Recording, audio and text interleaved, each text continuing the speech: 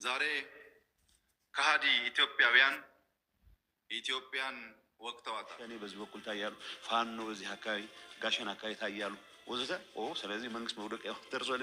ውድ የቻናላችን ቤተሰቦች ላለፉት 3 ዓመታት በኢትዮጵያ ሰማይ ስር ሲንዣበብ የነበረው የበርካታ ኢትዮጵያውያንን ህይወት የቀጠፈውና ሀገርን ከጫፍ እስከ ጫፍ ያናወጠው ያ የጥቅምት 24 ምሽት ያቺ ምሽት በጨረፍታ የምናውቀው ታሪክ አላት። መብረቃዊ ጥቃት ተብሎ ነበር።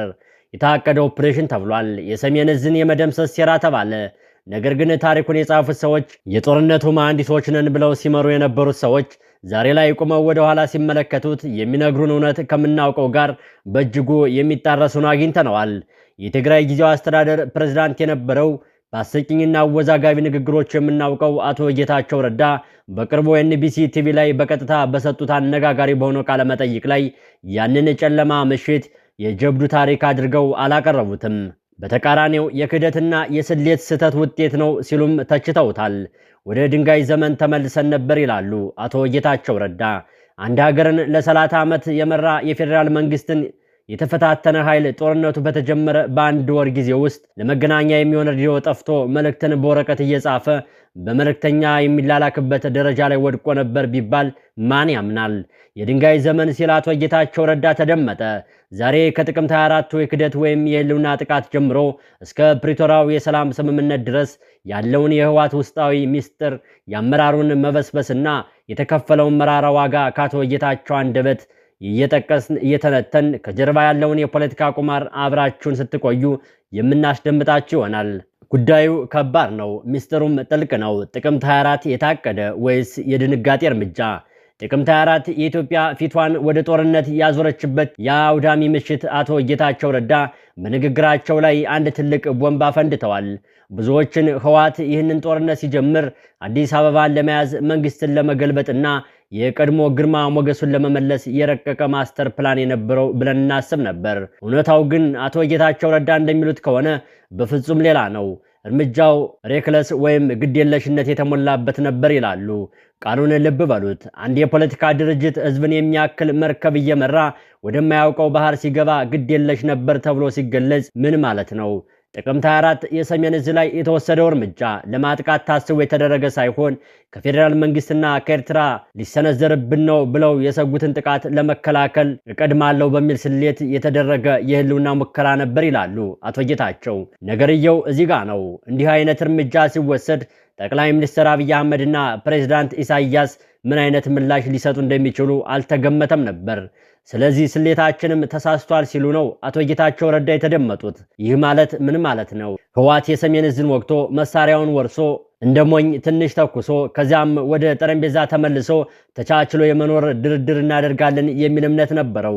ነገር ግን የፌዴራል መንግስቱ ምላሽ የህግ ማስከበር ብቻ ሳይሆን አጠቃላይ ጦርነት እንደሚሆን፣ የኤርትራ ሰራዊትም እንደሚገባ፣ የአየር ኃይል ድሮኖች ሰማዩን እንደሚቆጣጠሩት ህወሓት አልገመተም ነበር። ይህ በራሱ የሚያሳየን ጥቅምት 24 የተፈጸመው ድርጊት በበሰለ ወታደራዊ ስትራቴጂ ሳይሆን በችኮላና በፍርሃት እንዲሁም በተሳሳተ የብሪት ስሌት ላይ የተመሰረተ እንደነበር ነው። አቶ ጌታቸው ረዳ ይህን ሲናገሩ በወቅቱ የነበረውን የአመራር ውሳኔ አሰጣጥ ምን ያህል ያልበሰለና የህዝብን ደህንነት ያላገናዘበ እንደነበር በግልጽ ይመሰክራሉ። የ48 ደቂቃው ሚስጥርና የሰሜን ዕዝ ያ ሁሉ ታንክና ሚሳኤል በ45 ደቂቃ ውስጥ እንዴት በቁጥጥር ስር ዋለ? አቶ ጌታቸው ረዳ ለዚህም የሰጡት ማብራሪያ እንዲህ የሚል ነበር። ይህ በ45 ደቂቃ ተጠናቀቀ የሚለው ትርክት ለፕሮፓጋንዳ ፍጆታ የዋለ እንጂ መሬት ላይ የነበረው እውነት ሰራዊቱ ከህዝቡ ጋር ተቀላቅሎ የኖረ በስነ ልቦናና በማህበራዊ ትስስር የተሳሰረ ስለነበር መዋጋት አልፈልግም ወይም መዋጋት አልቻለም ወደሚለው ያዘነብላል። ይህ የ45 ደቂቃ ድል ለህወሓት መጥፊያው ጭምር ነበር። ምክንያቱም ይህ ድርጊት ነው የፌዴራል መንግስቱን ወደ ቁጣና ወደ አውዳሚ ጦርነት እንዲገባ ያስገደደው።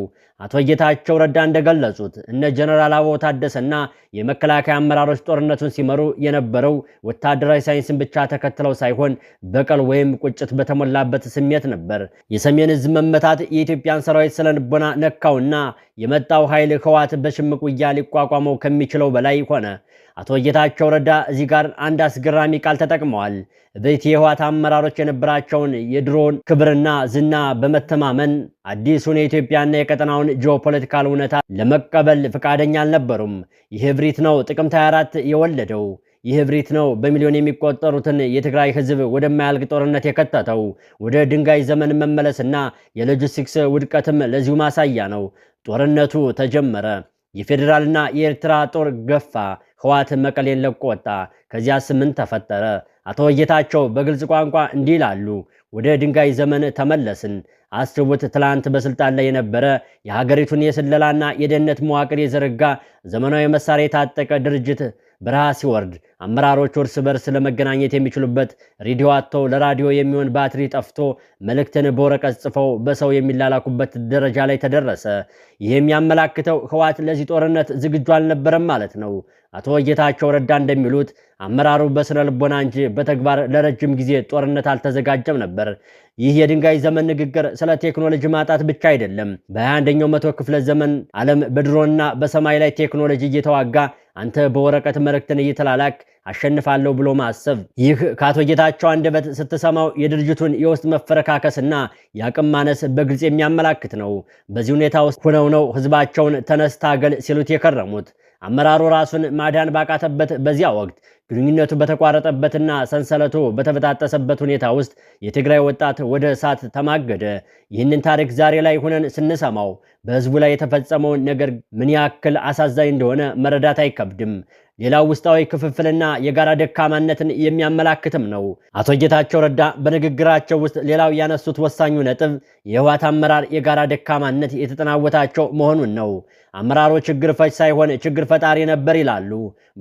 በድርጅቱ ውስጥ በተለይም በአሮጌውና በአዲሱ ትውልድ መካከል እንዲሁም በራሱ በስራ አስፈጻሚው መካከል የነበረው አለመግባባት ለጦርነቱ መራዘምና ለደረሰው ጉዳት ምክንያት ነበር። አቶ ጌታቸው የህወሓትን የተወሰኑ አመራሮች እንዲህ ገልጿቸዋል። ከእውነቱ ዓለም ተጣልተው በምናብ ዓለም የሚኖሩ የሌለ ድል የሚናፈቁ የህዝብ መከራ የማይገነዘቡ ጦርነቱ እስከ ተጠናቀቀበት ጊዜ ድረስ በመቀሌ ያለው ውጥረት የዚህ የጋራ ድክመታቸው ውጤት ነው። ጌታቸውና የደብረ ጽዮን መከፋፈል ዛሬ ሳይሆን ገና ጦርነቱ እንደተጀመረ ጥቅምት 24 በበረሃ በነበሩበት ጊዜ ነበር። አሁን በጌታቸው ፈንድቶ ወጣ። አቶ ጌታቸው ስለ ጦርነቱ እውነታና የቁጥር መረጃ ሲጠየቁ አነጋጋሪ ምላሽ ሰጥተዋል። አቶ ጌታቸው በጦርነት ወቅት ስለተፈጸሙ ወንጀሎች ሲናገሩ አንድ ታምራዊ ቁጥር ጠቅሰዋል። 76 በመቶ የሚሆነው ወንጀል የተፈጸመው በኤርትራ ሰራዊት ነው ይላሉ። ይህ ቁጥር ከየት መጣ? እንዴት ተጠና? ያን ሁሉ ጊዜ በረሃ ሆነው ግንኙነት ተቋርጦ እንዴት ይህን ያህል ጊዜ ዝርዝርን ጥናት ሊያደርጉ ቻሉ? ይህ ለተመልካቾቻችን የሚተላለፍ ጥያቄ ነው። ነገር ግን ቀሪው 24 በመቶ አቶ ጌታቸው ረዳ በግል ባይናገሩም በተዘዋዋሪ የትግራይ ኃይሎች ወይም ቲዲኤፍ በጦርነቱ ወቅት ለፈጸሙት ጥፋት እውቅና የሰጡበት መንፈስ ይታያል።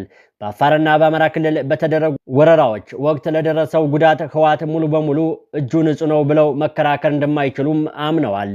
የዘር ማጥፋት ወይም ጂኖሳይድ የሚለውን ቃል መጠቀም የፈለጉት ህግና ማስረጃን ተከትሎ ሳይሆን ለፖለቲካዊ ትርፍና ለዓለም አቀፍ ማህበረሰብ ለማነሳሳት እንደነበር ከንግግራቸው መገንዘብ ይቻላል። አሁን ጦርነቱ ቆሞ ነገሮች ሲረጋጉ ግን እውነታው እየወጣ ነው። በጦርነት ውስጥ ንጹህ እጅ የለም። እናም አቶ ጌታቸው ረዳ የራሳቸውንም ድርጅት በደም የተጨማለቀ እጅ በተዘዋዋሪ እያሳዩ ናቸው። የፕሪቶሪያው ስምምነትና የመጨረሻው ቅጽበት እንዴት ነበር? በመጨረሻም ይህ ሁሉ መከራ፣ ይህ ሁሉ የድንጋይ ዘመን ጉዞ፣ ያ ሁሉ የደም ዋጋ ተከፍሎ የፕሪቶሪያው ክስተት። አቶ ጌታቸው እንደሚሉት የፕሪቶሪያ ስምምነት ለህወሓት ምርጫ አልነበረውም። ድርጅቱም ሊጠፋ ህዝቡ ሊያልቅ ጫፍ ላይ በደረሰበት ሰዓት ተገኘ። ወደ አዲስ አበባ እንገባለን የሚለው ፕሮፓጋንዳ ከሸፈ። መንግስትን እንጥላለን የሚለው ህልም ተሰበረ። እናም መጨረሻ ላይ ትጥቅ ፈቶ ህገ መንግስቱን ተቀብሎ ተደራድሮ ለመኖር መፈረም ግድ ሆነ። ዛሬ ጥቅምትን 24 ወደ ኋላ መለስ ብለን ስናስብ አንድ ነገር ግልጽ ይሆንልናል። ያ ምሽት የኢትዮጵያን ፖለቲካ የለወጠ፣ የህወሓትን እውነተኛ ማንነት ያጋለጠ እና በስሜታዊነት የሚደረግ የፖለቲካ ቁማር ውጤቱ ምን ያክል አስከፊ እንደሆነ ያሳየ ምሽት ነው። አቶ ጌታቸው ረዳ የዛሬው ንግግራቸው የትናንት ስህተታቸው ምስክር ነው። ታሪክ ግን ይህን ሁሉ መዝግቦ ይዟል። ውድ የቻናላችን ቤተሰቦች የዛሬን ጨረስ። ሐሳብ አስተያየታችሁን አስቀምጡልን። በቀጣይ የምርመራ ዝግጅታችን እስከምንገናኝ ድረስ ሰላማችሁ ይብዛ።